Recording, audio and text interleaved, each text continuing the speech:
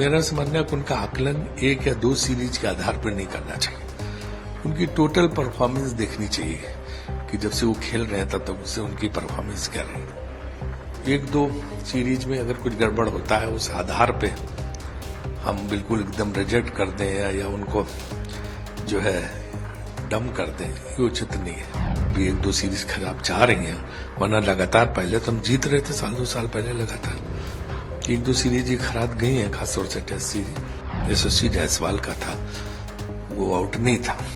एक कोई चीज तो होनी चाहिए, क्योंकि एक फैसले में आप स्नोकोमीटर के हिसाब से गए और दूसरे फैसलों में आपने उसको नहीं माना। के खासकर थर्ड अंपायर का फैसला, इस पर सवाल भी खड़े हुए हैं। आप कैसे देखते हैं इस पूरे ओवरऑल टेस्ट को? देखिए, आज का परिणाम निराशाजनक तो है, इसमें कोई शक नहीं, क्योंकि जिस तरह से हम पर्थ टेस्ट जीते थे और ब्रिस्बेन टेस्ट ड्रॉ हुआ था, उसके बाद मुझे पूरी उम्मीद थी कि बॉक्सिंग डे टेस्ट में हम जीत हासिल करेंगे। हमारे लोगों ने बड़ी कोशिश भी की, बॉलर्स ने बहुत अच्छा किया, लेकिन बैटिंग लाइनअप उतना अच्छा नहीं कर पाई और उसकी वजह से जो है हम ये मैच हार गए। इसमें बाद में लग रहा था पांचवें दिन कि हम शायद ड्रॉ करा ले जाएंगे, लेकिन वो सिचुएशन भी नहीं बनी। उसमें कोई विवादास्पद निर्णय जिसको लेकर गावस्कर ने भी बोला है और लोगों ने बोला है कि जो उसका यशस्वी जायसवाल का था वो आउट नहीं था। मैं भी मैच देख रहा था, तो मैंने उसमें जो स्नोकोमीटर है उसमें तो क्लियर था कि टच नहीं किया, लेकिन वो थर्ड अंपायर का फैसला था। तो ठीक है, अब जो मैच का परिणाम आया, अब आगे हम सिडनी टेस्ट की तैयारी कर रहे हैं। लेकिन मेरी एक बात कहनी है, हमारा पर्सनल व्यू ये है कि इस मामले में टेक्निकल कमेटी को, आईसीसी को देखना चाहिए कि या तो टेक्नोलॉजी के हिसाब से जाए या जो इंडिविजुअल की ओपिनियन है थर्ड अंपायर की, उस हिसाब से जाए।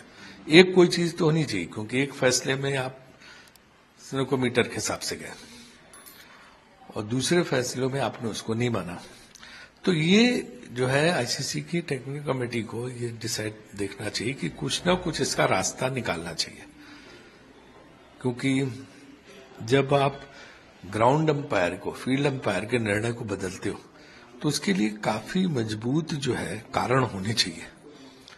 शायद उसका ध्यान नहीं रखा गया। उसके बाद परिणाम क्या होता मुझे नहीं पता, लेकिन ये कि उसको लेके कुछ एक जो है दर्शकों में रोष था।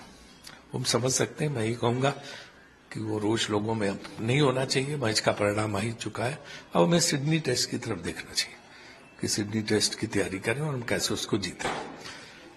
सर, हमारे जो बड़े खिलाड़ी हैं उनका लगातार फ्लॉप होना एक बहुत बड़ा चिंता का सबब है पूरी टीम के लिए, मैनेजमेंट के लिए, खास करके बैट्समैन जिस तरीके से फेल हो रहे हैं। देखिए, जो खिलाड़ी हैं, बड़े छोटे जो भी हों, वो मेरा समझना है कि उनका आकलन एक या दो सीरीज के आधार पर नहीं करना चाहिए।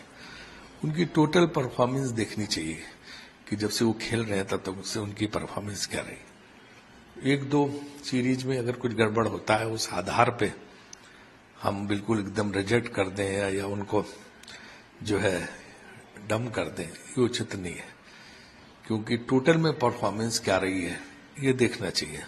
सब महान खिलाड़ी हैं, उन्होंने बहुत देश के लिए खेला है और बड़ी मेहनत की है उन्होंने देश के लिए। और अभी एक दो सीरीज खराब जा रही हैं, वरना लगातार पहले तो हम जीत रहे थे साल दो साल पहले लगातार। एक दो सीरीज ही खराब गई हैं, खासतौर से टेस्ट सीरीज।